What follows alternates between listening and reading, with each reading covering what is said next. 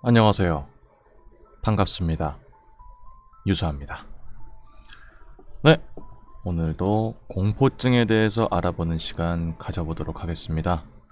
지난번에 A, 그리고 B, C로 시작하는 공포증을 알아봤는데요. 오늘은 D부터 시작하는 공포증에 대해서 알아보도록 하겠습니다. 과연 어떤 공포증들이 있을지 참으로 궁금한데요.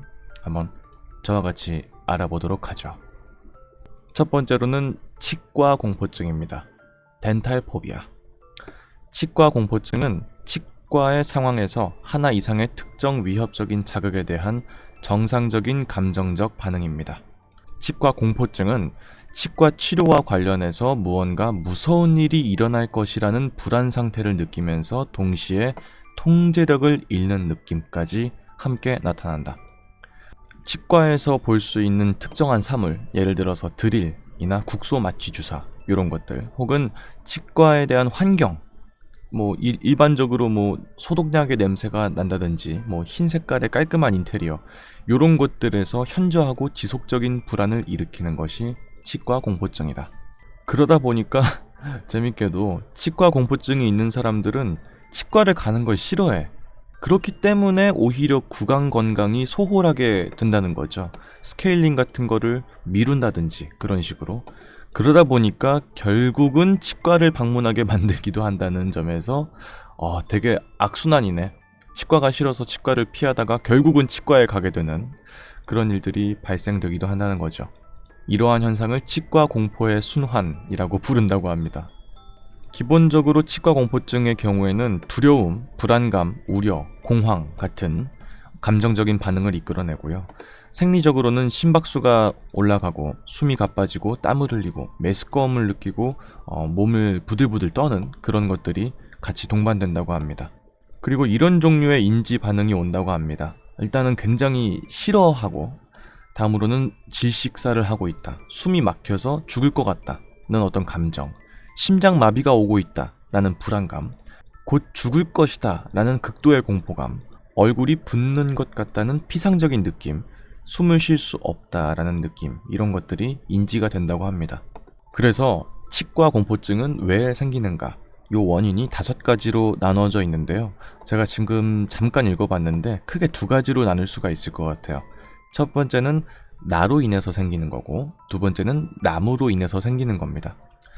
먼저 나로 인해 생기는 거는 전에 내가 가본 적이 있거나 하는 등을 통해서 사건이나 자극이 해로운 결과를 초래할 것이라고 믿는 것이죠. 예를 들어서 치과에 가면 아플 거야 같은 겁니다. 일단 기본적으로 사람이 병원에 간다는 거는 불편함이 생기거나 통증이 생겼기 때문에 나아지기 위해서 가는 곳인데, 나아지러 가는 거야 라는 생각보다 치과에 가면 아프다 라는 생각이 먼저 오는 거, 거기서부터 치과 공포증이 생긴다는 것이고, 그리고 이전에 치과에 가봤던 적이 있는 경우에도 동일하게 그때 갔었는데 나아졌어 보다는 아팠어가 먼저 떠오르기 때문에 여기서부터 공포증이 유래가 될 수 있다. 두 번째로는 미디어나 친구들 혹은 부모님을 통해서 치과가 아픈 것이다 라는 식으로 어떤 이야기를 전해 듣는 것, 그리고 내가 보는 것, 거기서부터 공포증이 발현된다고 합니다. 그렇기 때문에 아주 어린아이에게 치과 공포증이 생기는 경우에는 보통 연장자나 부모가 치과에 가서 아파하는 것을 봄으로써 이 경로가 전달된다라고 제안이 되고 있다. 그래서 그 밑에는 치과 같은 곳에서 치과 공포증이 있는 사람을 관리하기 위해서, 치료하기 위해서 쓰는 방식들인데 다 알아보진 않겠지만 요거는 좀 재밌네요. Tell, show, do.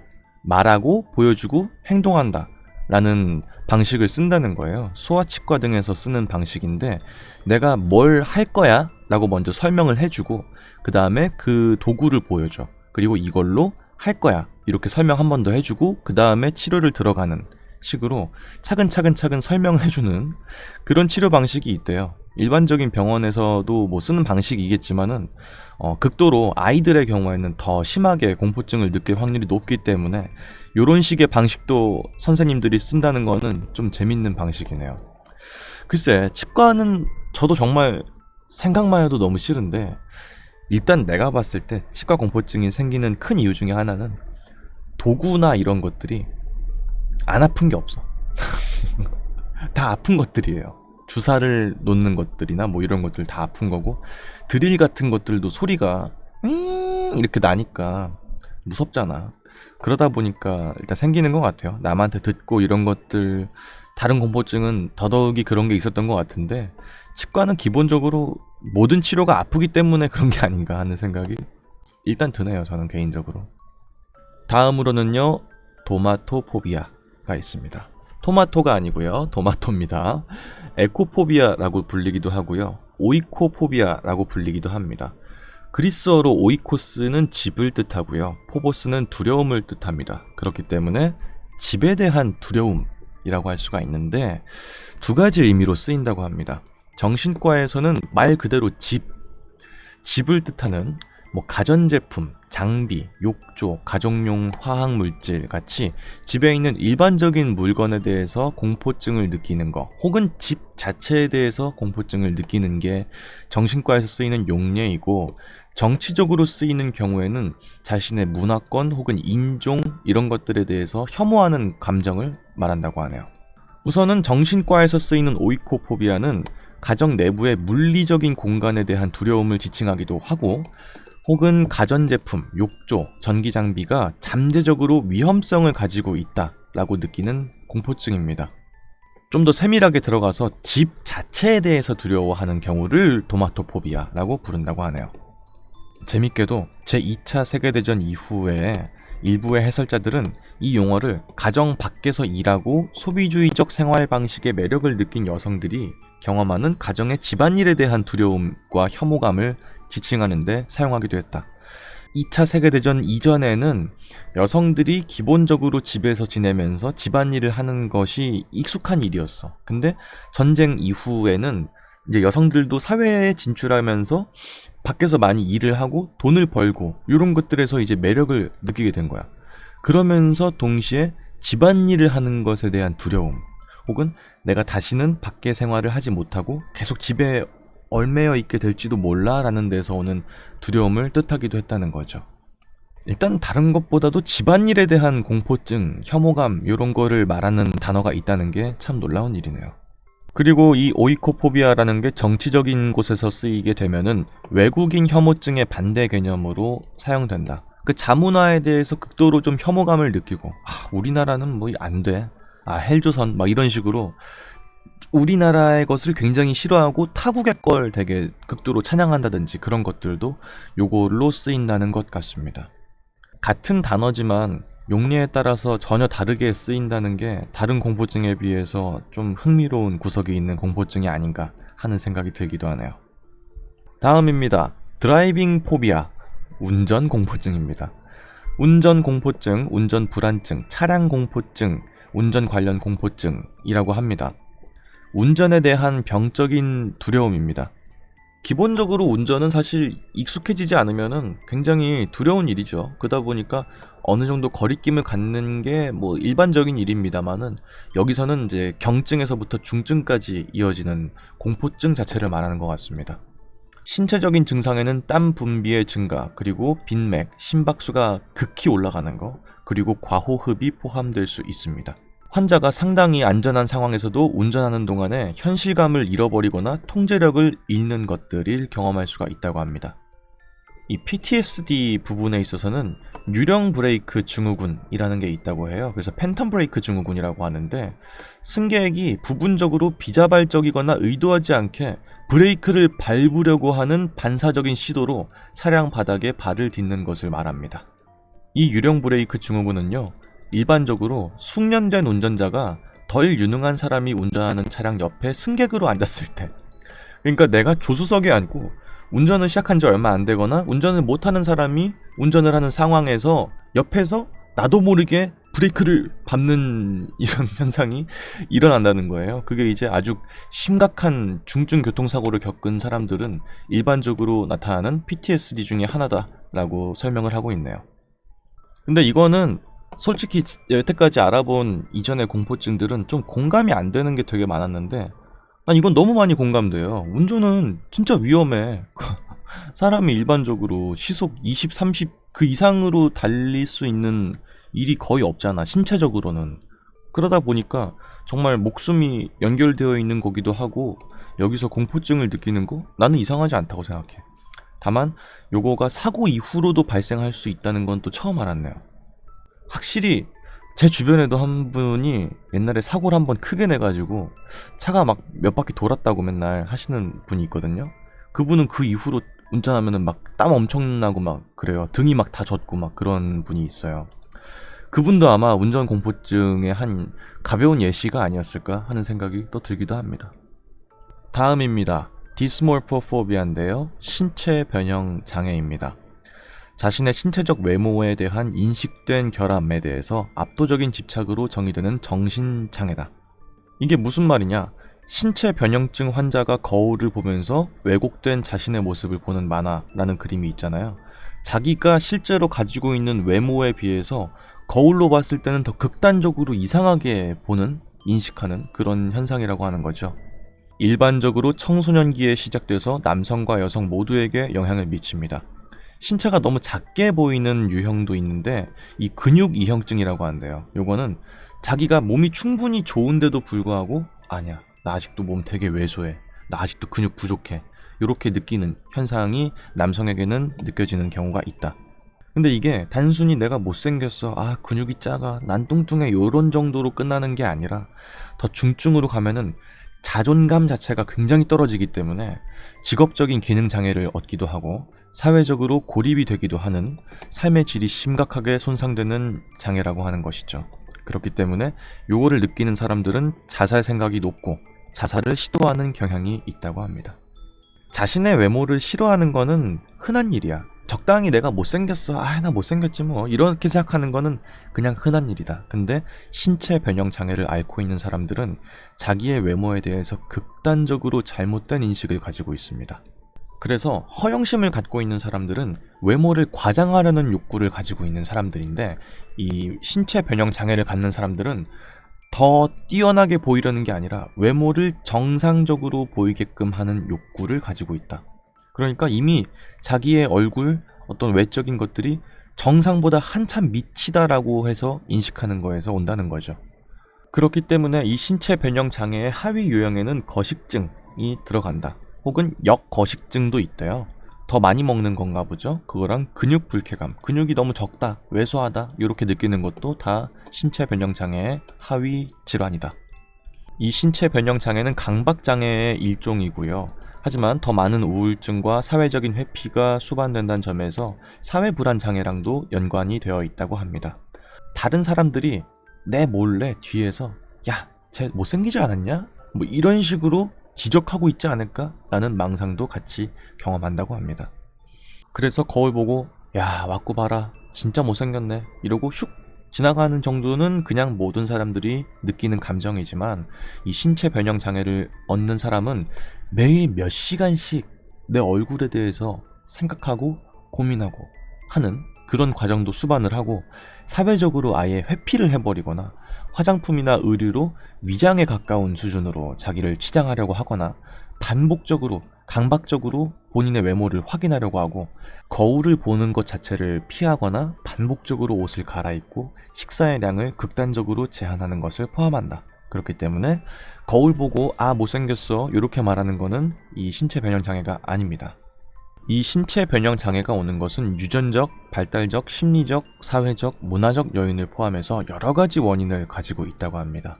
그렇기 때문에 2021년 연구에서는 응답자의 75% 이상이 어린 시절에 어떤 형태로든 간에 외모와 관련된 학대를 경험한 적이 있다라고 밝혔습니다. 그런 아이들이 성장을 해서 성인이 되면서 자신의 신체에 가해진 학대를 시각화하기 시작하고요.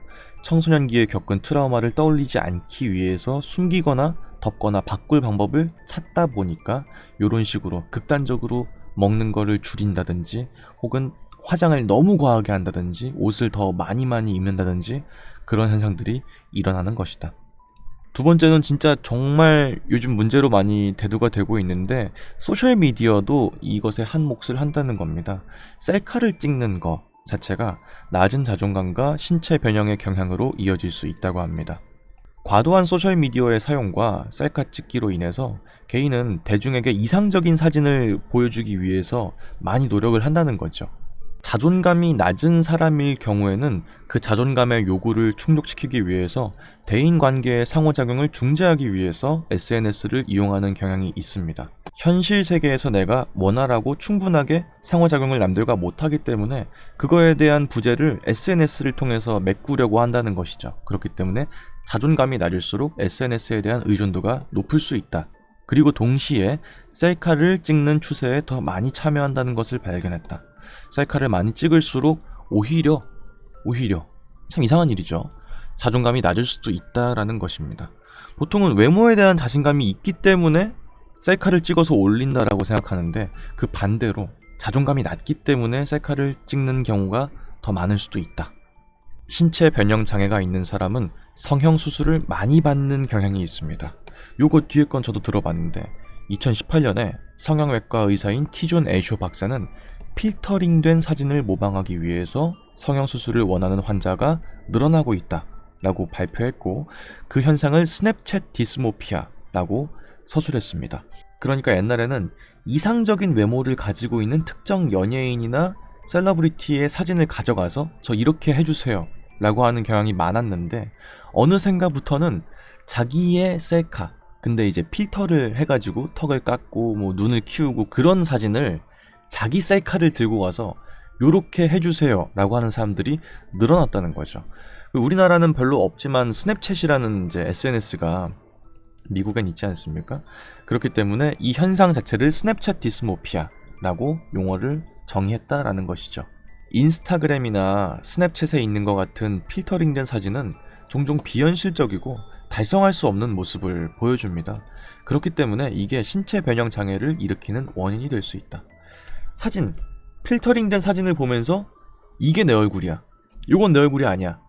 이런 식으로 느끼는 현상이 아무래도 신체 변형 장애를 유발하는 원인 중에 하나가 될 수도 있다. SNS가 최근에는 많이 요 장애를 일으키는 원인이 되고 있다. 재밌게도 이 치료에 대한 부분이 써 있는데 신체 변형 장애면은 성형 수술을 하면 될 것 같잖아. 왜냐면은 내가 이 외모가 마음에 안 드는 거니까 이걸 치료하는 걸 받으면 될 거 아니야. 근데 효과가 없대요. 왜냐면은 그들의 외모에 대한 의견 자체가 현실에 근거하지 않기 때문이다. 자기 맘에 드는 그 이미지는 현실에서 이루기가 불가능하기 때문에 성형수술은 신체 변형 장애에 대한 해결책이 아니다. 오히려 약물 치료나 심리 치료를 받는 게 더 큰 도움이 된다고 합니다. 그렇기 때문에 선택적 세로토닌 재흡수 억제제 같은 항우울제를 처방받거나 인지행동 치료 같은 심리 치료를 동행하는 것이 훨씬 더 효과가 있다.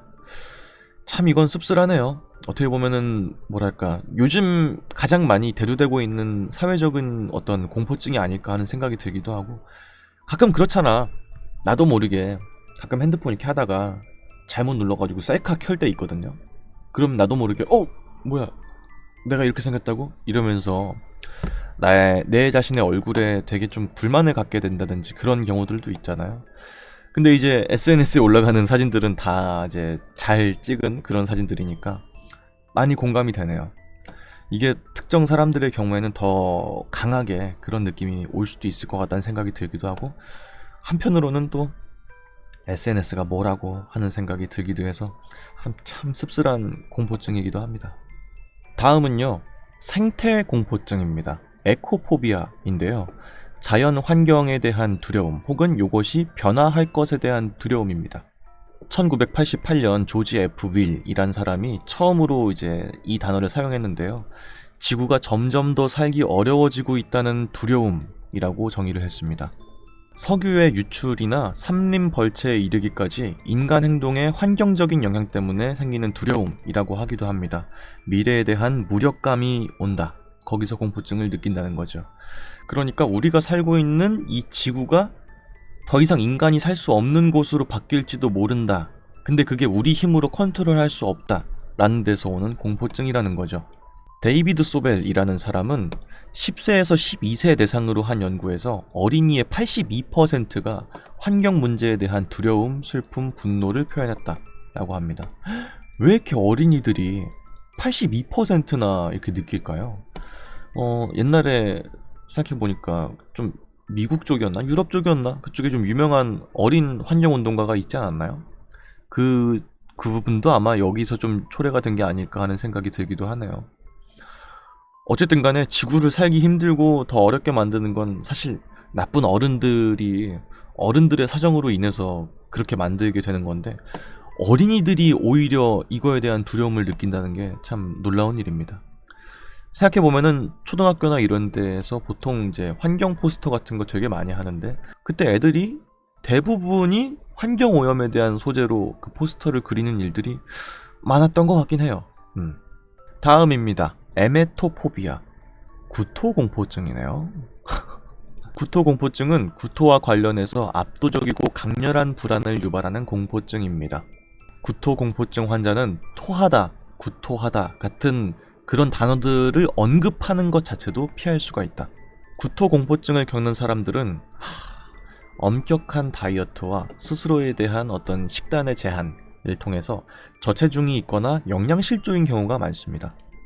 누군가가 토할지도 모른다는 생각에 대한 공포증이 있는 사람은 이거를 벗어나기 위해서 극단적인 행동을 하기도 한다. 되게 이상하다. 그죠? 그래서 이 구토공포증을 가지고 있는 사람은 어떤 사람이 토할 것 같은 것을 보이는 것 자체를 두려워한대요. 그래서 그 자리에서 벗어나려고 하는 경향이 있다. 누가 이렇게 하면은 갑자기 일어나서 도망치는 거야.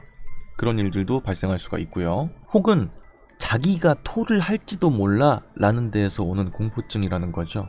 왜 이런 걸 갖게 되는 걸까? 좀 궁금하긴 한데 어쨌든 간에 이 구토공포증과 함께 더불어서 오는 두려움은 적절한 시기에 화장실을 찾을 수 없다. 내가 토를 해야 되는데 토를 할 때를 찾을 수 없을지도 몰라 라는 데서 오는 두려움, 혹은 구토를 멈출 수 없을지도 몰라 계속 토를 한다든지, 그래서 구토물 때문에 질식을 하게 되거나 구토를 하는 것 자체 때문에 당혹감을 느끼거나, 그렇기 때문에 이 구토에 대한 공포 때문에 비명을 지르거나 울기도 하고, 심하면은 누군가가 토했을 때 혹은 내가 토했을 때 기절을 하기도 한다 라고 합니다. 그리스어 MA는 구토를 의미하고요, 포보스에서 따온 공포증이 합쳐져서 MS포비아라고 부르는 겁니다. 야, 이게 원인이구나. 구토 공포증이 있는 사람은 위장염을 오랫동안 앓은 적이 있었다든지, 그래서 위장염을 앓은 사람들은 되게 토를 하는 일들이 되게 많거나 혹은 헛구역질을 하는 일들이 되게 많잖아요.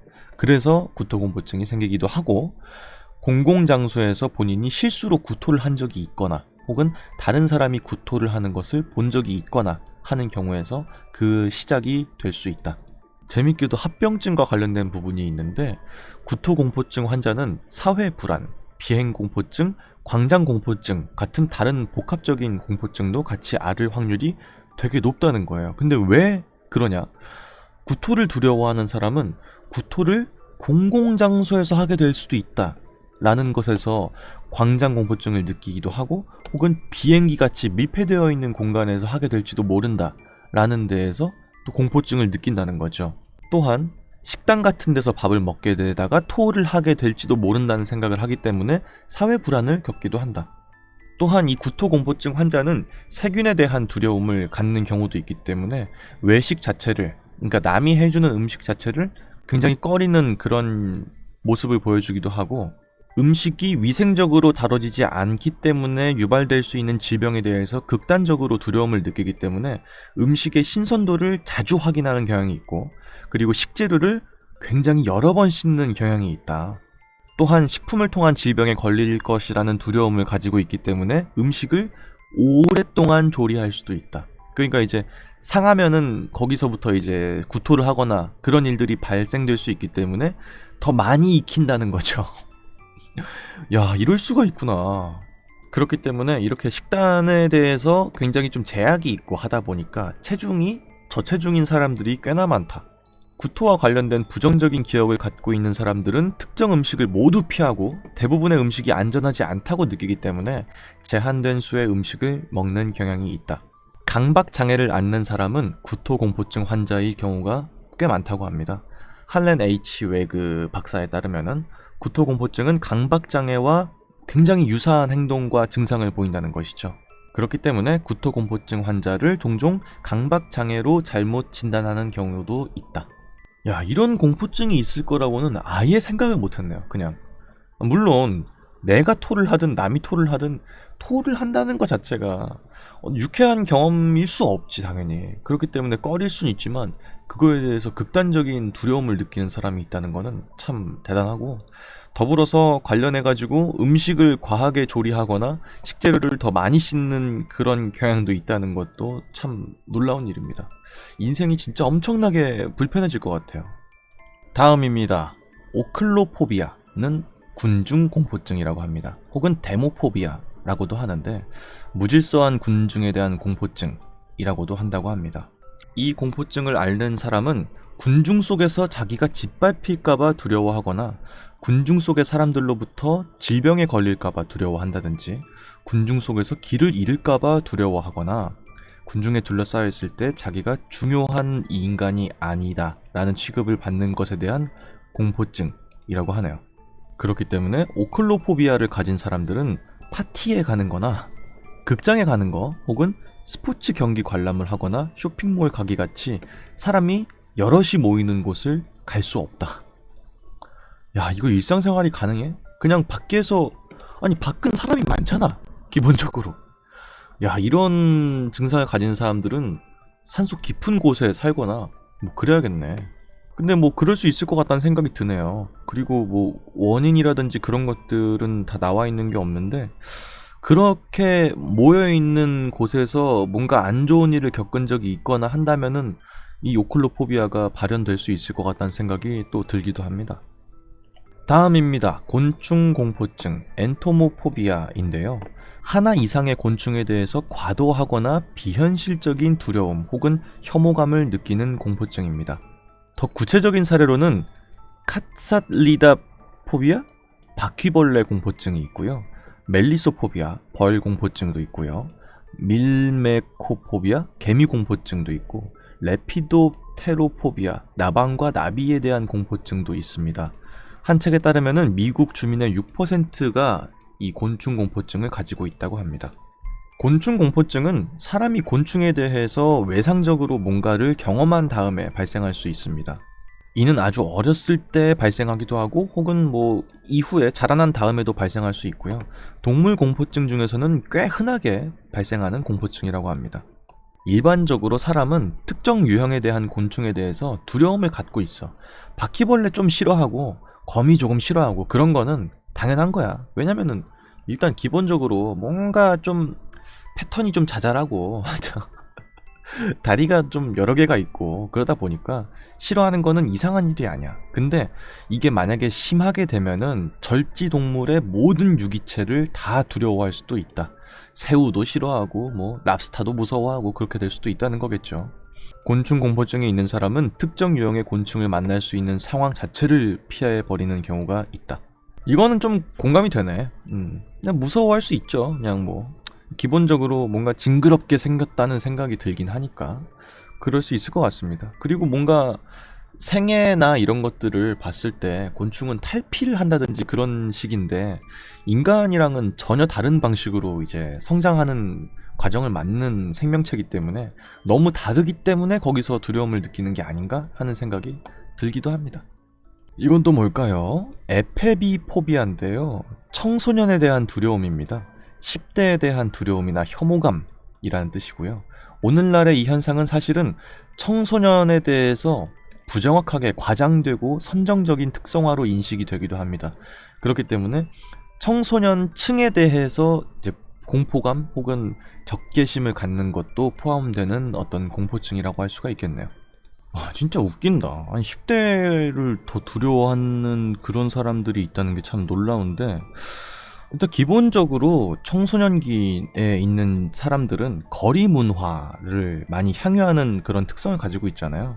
그러다 보니까 거리 문화는 뭔가 치외법권적인 그런 느낌이 있지. 뭔가 좀 뭐랄까 문명화되지 않은, 뭔가 좀 되게 거칠고 난폭하기도 하고, 그런 거리 문화에 대한 두려움이 이제 청소년기에 대한 이런 공포증을 유발하기도 하고, 범죄에 대한 두려움을 일단 기본적으로 많이 갖고 있기 때문이라고 합니다. 근데 이게 생각보다 되게 오래된 공포증인가 봐요. 그래서 고대 그리스와 중세 베니스에서도 청소년에 대한 두려움 때문에 허덕이는 공공정책을 많이 겪었다라고 합니다. 또한 1990년대에 청소년에 대한 대중의 두려움이 커졌다라고 하기도 합니다. 청소년의 권총 접근성의 증가, 그렇기 때문에 쟤들 혹시 총 가지고 있는 거 아니야? 이런 식, 혹은 지역 청소년 갱단의 불법 마약 카르텔로의 조직화, 애들이 뭔가 어떤 마약 같은 걸 얻어서 유통을 하는 일들을 하기도 한다든지 그런 조직을 이루는 거, 혹은 도시 청소년에 대한 인종적인 고정관념, 특정 인종의 청소년층이 뭔가 위험하고 불법적인 일을 저지르기도 한다는 점에서 비롯되기도 하고요. 동료 학생에 대한 학교 총격 사건의 연이은 발생에 의해서 이 청소년 공포증이 생기기도 했다.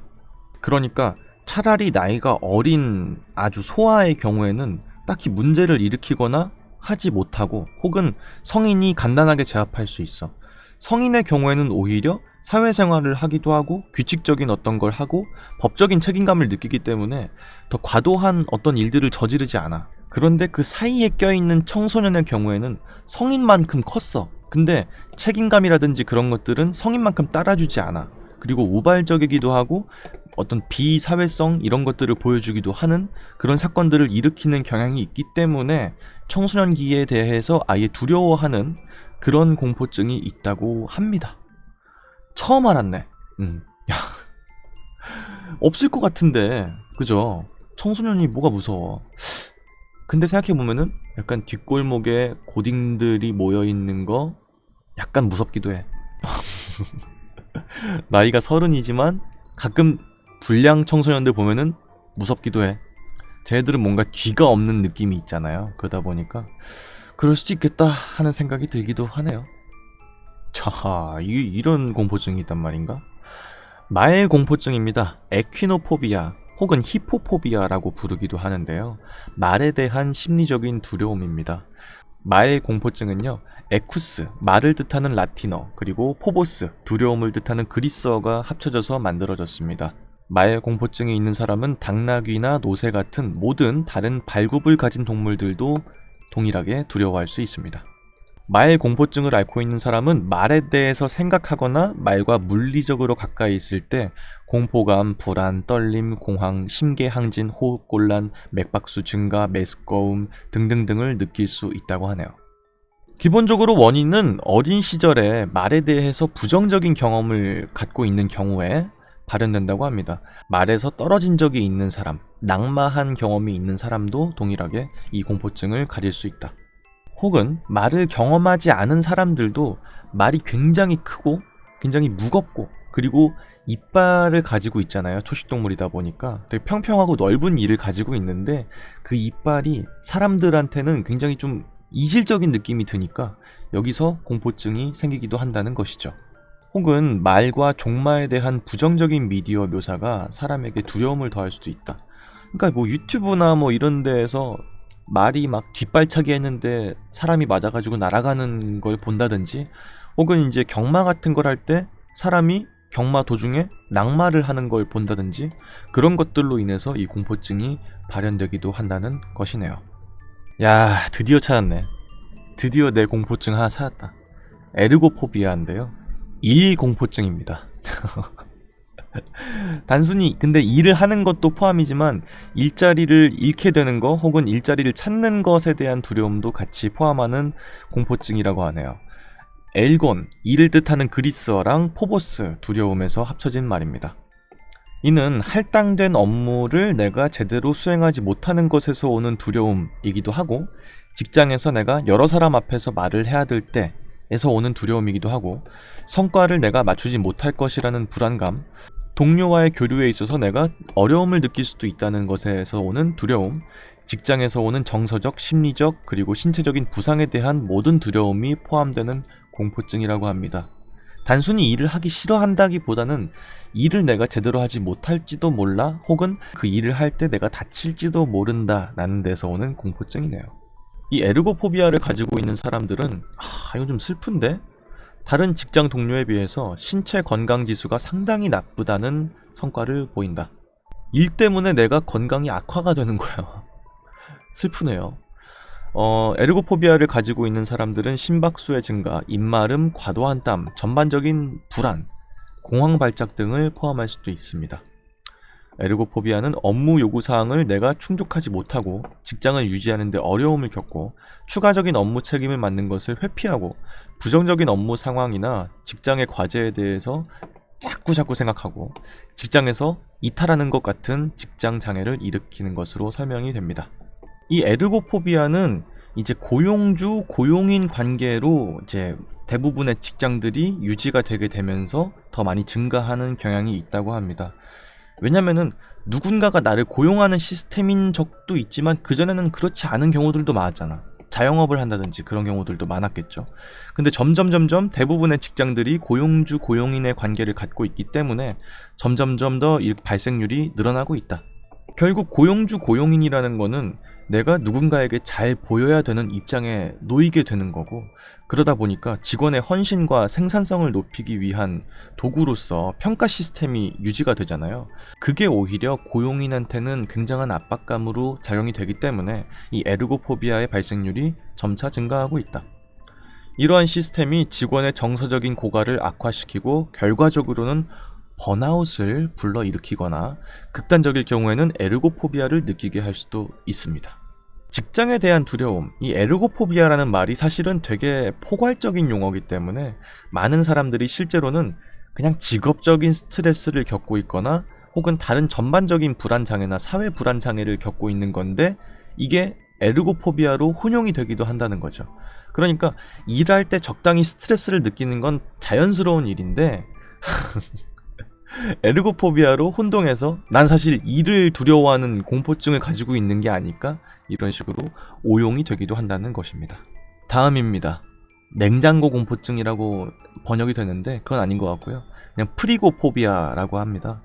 냉증 공포증이라고 하는데 저체온증의 병리적인 문제와 관련된 공포증입니다. 야하, 이 냉증 공포증은요, 주로 중국 문화에 나타나는 정신질환이라고 하는데요. 이 질환을 앓는 사람들은 주변의 기온과 관계없이 강박적으로 두꺼운 옷을 입거나 담요를 몸에 두르는 경향이 있다고 합니다. 이 공포증은 건강불안증과 강박장애와 같은 다른 심리적인 장애와 관련이 있다라고 하기도 하네요. 이 냉증 공포증은 다른 사람이 그 사람한테 야, 괜찮아, 그렇게 춥지 않아 라고 말을 하고 안심을 시켜도 지속적이고 비정상적으로 근거 없는 추위에 대한 두려움을 느끼는 것을 말합니다. 냉동 공포증이라고 하기도 하고 케이마 공포증 혹은 케이마토 공포증이라고 하기도 한다고 하네요. 중국에서는 추위 공포증을 웨이한정이라고 한대요. 전통 중국의 신앙 관점에서 볼 때 하하, 이 장애는 양 있죠. 음은 이제 여성적인 요소이면서 이제 그림자 같은 차가운 기운을 말하고 양은 남성적인 기운, 그러면서 따뜻한 기운을 말하는 것이죠. 여기에 불균형에 크게 영향을 받는다는 거예요, 중국 사람들이. 그렇기 때문에 어느 한쪽의 상태에 자기의 신체적인 게 치우쳐져서 이제 노출되는 것 자체에 두려움을 느낀다는 거죠. 그렇기 때문에 이 환자들은 음양의 불균형을 바로잡기 위해서 식단을 통해서 치료하려고 하는 경향이 있다고 합니다. 그렇기 때문에 차가운 것을 먹지 않고 따뜻한 것을 먹으려고 하는 경향이 있다. 중국에는 실제로 차 문화가 굉장히 많이 발달해 있습니다. 그리고 찬 거는 거의 먹지 않는다고 알려져 있죠.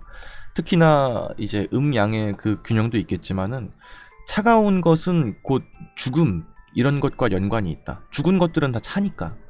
그래서 이제 찬 것을 먹으면은 사람이 뭐 건강이 안 좋아진다 뭐 이런 식의 믿음이 있다고 들었어요. 그러다 보니까 이 추위에 대한 공포증을 중국권에서는 더더욱이 많이 느끼고 있다, 사람들이. 그런 공포증이라고 하네요. 또한 식이요법과 동시에 침수를 병행하면은 더 효과적일 것이라고 사람들이 믿는 경향이 있다고 하네요.